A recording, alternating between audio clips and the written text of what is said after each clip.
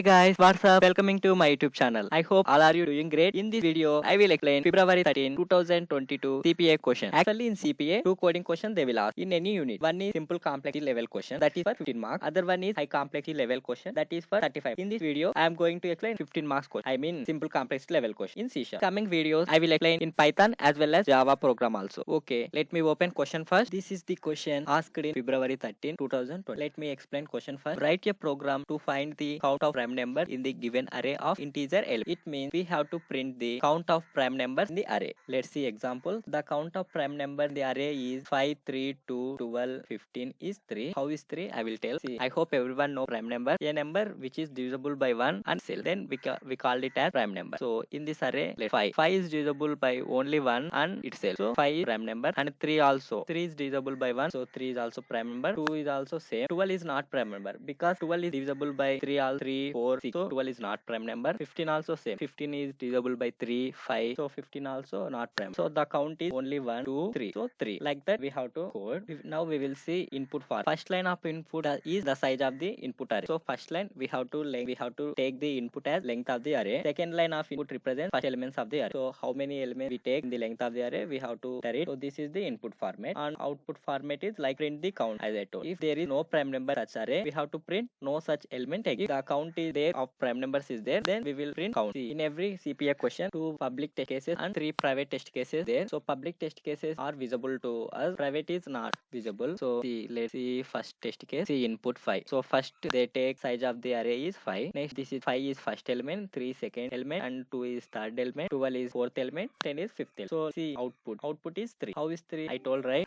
How is 3? I told right. 5 3 2. So 3. Next see second test case. So next case they took length as 3. So 12 first element, 20 second, and 30 third element. In this 3 out of 3 elements, no one is prime number. So count is 0. So as mentioned in question, no prime numbers are exist in that array. We have to print no such element. Question you understood right? I hope question understood for everyone. I will tell how to code for this question. Let me open Visual Studio first. Yes, the Visual Studio. Let me start coding first. Term dot collection dot generic. This and all, before doing any question we have to write this, because in this question we are using array, right? That's why collection we have to import collections and all. Dot next I will create class. In question sometimes they mention class. If not, you take it any class name you are mention, better to use that class name on. Creating method, static method. First we have to take first input format. See, first line of input, first length of the array. So this is the first we have to take input int n. In C# is not dynamic type like Python. This is static type, so we have to mention data type. So int n convert. Why we have to like converting this in C#, all inputs by default take it as in string. So we want integer, right? So we have to convert. Next we have to define array. In we have to, in the question they mentioned like we have to take integers array, so we have to take in. So this is my array name. Your wish anything you will take. Like this we have to take tool. Why I took later you will understand. I will explain later. Just wait 5. Next one more like count also it has initialize 0, showing red because spelling is wrong. Generic. So after initializing input, so next we have to initialize the array elements. So for that we have to take for loop for equals I less than n I plus plus array first element. So array of I is equal the all these elements also integer type, right? So again we have to convert to integer. Like this we have to, this is the code for like all these in. So next we have to count the prime numbers. For that we have to take the element one by one the array. So for that again we have to take for loop for equal 0 I less than n. If you want instead of n you will take like array of length also, your wish, like arr dot length function available, right? Like that your wish. Next in this array first we have to see in this array first element one by one we are checking. So if the elements are 0 or 1 we have to not count, because 0 and 1 are not prime numbers, right? Not prime numbers. So for that, if condition, we have to array of I is equal to 0 or operator, or this is the or operator, or array of I equal to 1, then we have to continue. It means like we have to neglect that. Next, if not 0 1 means 0 or 1 means we have to check the prime numbers or not. For that, I told right in starting, prime number is divisible by 1 and itself only. So for that, again we have to for loop, one more for loop, for j is equal to 2. Why I am starting with 2 means like every number is divisible by 1 and itself, right?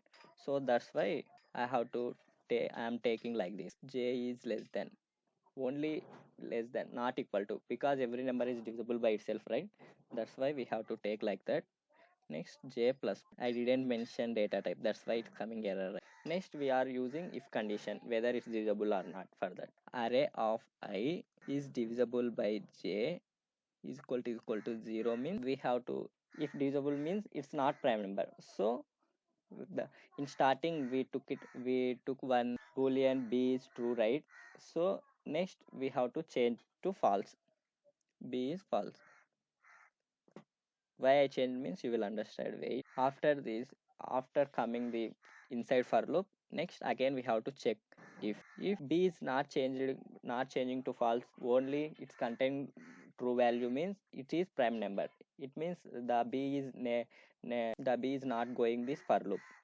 That's why it's not changed its value to false. So then it is prime number, so we have to count. So count value we have to increase, so count plus. After that, again we have to b value we have to change true, because again it's if you went means again it's changed to false, right? So again we have to initialize from starting, initialize from first for loop, start for, it will start from the first for loop. That's why we are doing like this.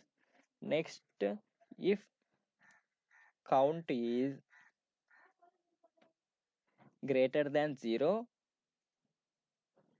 we have to print like console dot right line count value. If not greater than 0, only if value 0 means the array doesn't contain prime number.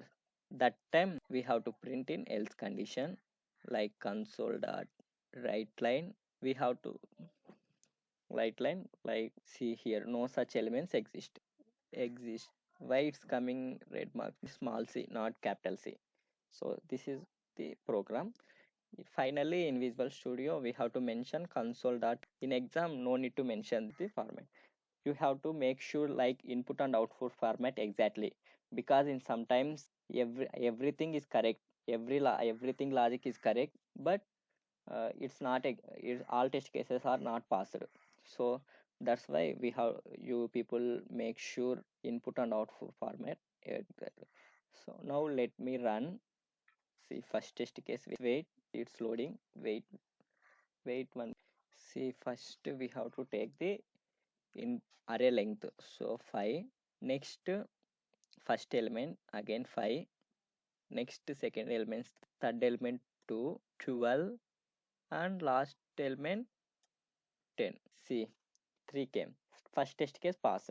Next we'll see second test case. Again we have to see second test case. First array length 3, next 12, 20, and 30. Let's see, no such element exists. It means in this array doesn't contains prime numbers. So that's why it's coming. So two public test cases passed for our program. So make sure that you will specify to any you will specify to any logic with perfectly. You say like exactly you have to do, because private test cases are not visible, right? So we don't know if any large, if you didn't take this if statement, so I think some of private test cases will fail. So that's why you people will make sure that everything. Yeah, this is the solution. Hope this question is understood for everyone. If you have any doubts regarding this question, please comment below. I will definitely reply to that. So that's all for today. Stay tuned for upcoming videos. Until then, keep watching. Bye bye.